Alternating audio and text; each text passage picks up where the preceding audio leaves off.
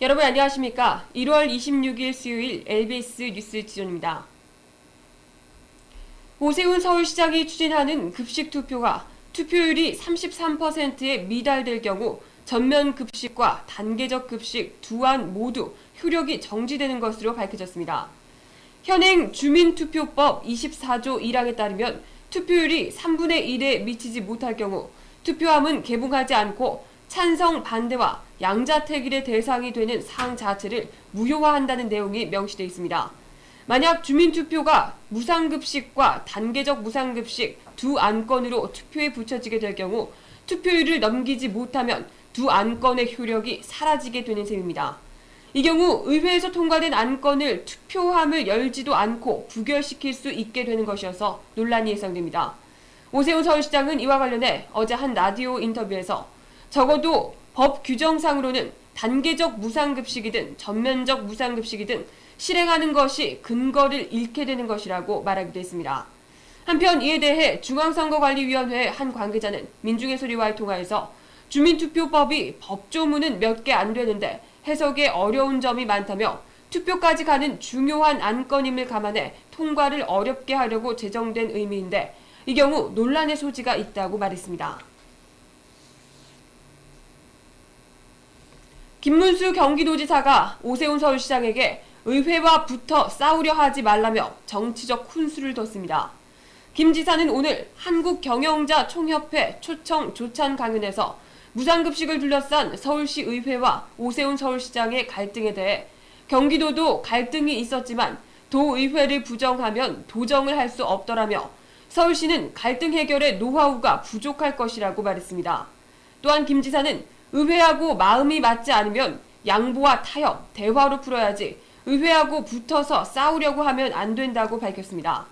김 지사는 이어 1년 반 전 당선된 김상곤 경기도 교육감부터 이번 도의회까지 무상급식을 들고 나왔는데 계속 설득하고 이해시켜서 의회가 무상급식 조례를 스스로 폐기했다고 주장하기도 했습니다. 한편 개헌 논의와 관련해 김 지사는 미국을 보더라도 4년 중임제를 하면 대통령을 반대하는 세력은 아마 광우병 촛불 집회할 때보다 더 강하게 반대할 것이며 단임제를 해야 대통령이 당장 눈앞의 표에 연연하지 않고 멀리 볼 수 있다고 말했습니다.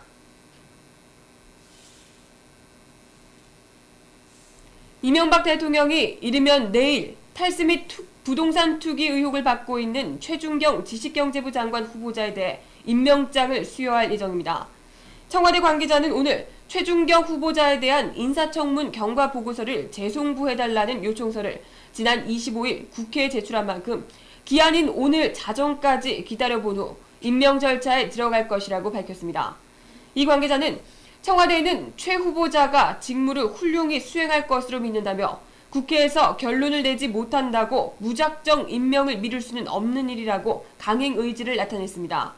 이에 따라 청와대는 내일 중에 최 후보자를 지경부 장관에 임명하겠다는 방침입니다. 인사청문회법상 국회는 장관 후보자에 대한 대통령의 청문 요청에 20일 내에 답을 줘야 하며 20일이 지나도록 답이 없을 시 대통령은 국회 보고서 채택과 상관없이 임명 강행이 가능합니다.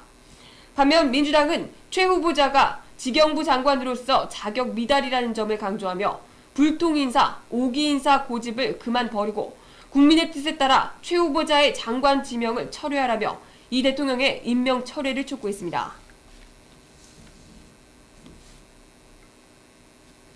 정부가 구제역과 관련해 설 명절 기간 동안 축산농가 방문 자제 등을 요청하는 대국민 담화문을 발표했습니다.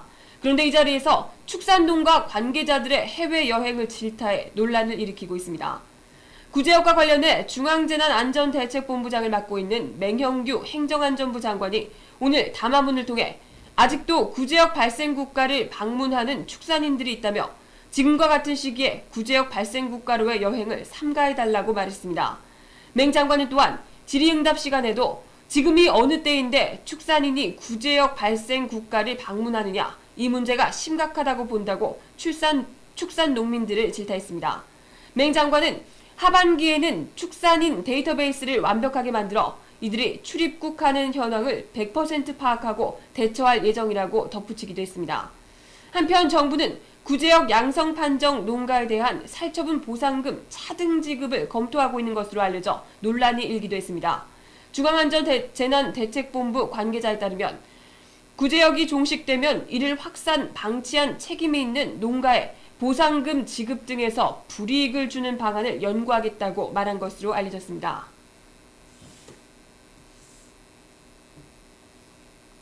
국방부가 남북 고위급 군사회담을 준비하기 위한 예비회담을 다음 달 11일 오전 10시 판문점 평화의 집에서 열자고 북측에 제의했습니다.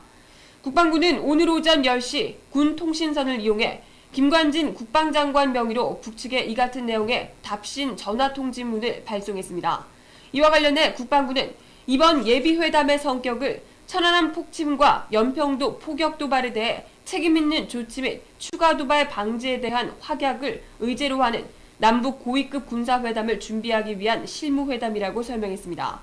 남북은 이번 실무회담에서 고위급 군사회담 참가단위 규모와 급, 의제 등을 집중적으로 논의할 것으로 보입니다. 김 대변인은 북측의 사과와 재발 방지 등 책임있는 조치가 있어야 고위급 군사회담이 열릴 것이라고 밝혔습니다. 앞서 정부는 지난 10일 천안함 연평도 사건과 비핵화를 의제로 하는 남북 당국간 회담을 북측에 제의했습니다. 정부가 드디어 구제역과 관련한 대국민 담화를 했으나 초기 대응 실패와 방역 책임에 대해 단 한마디의 사과조차 없었습니다. 대신 해외여행하는 축산 농민들을 질타하며 구제역 확산 방치에 책임있는 농민들에게 벌을 줄 고민부터 하고 계시더군요. 김대중 정부 때와 똑같은 축산농가, 똑같은 국민들이고 바뀐 것은 정부 하나뿐인데 이 정도로 상황이 다르다면 과연 누구의 책임일까요? 3호 주월 2호 구출 때는 아랫사람들 성과까지 끌어와서 내가 한 일이다 하시더니 그 적극적인 자세와 책임감, 구제역에서나 제발 써먹으시길 바랍니다. 1월 26일 수요일 LBS 뉴스지를 마칩니다. 내일 뵙겠습니다. 정혜림이었습니다.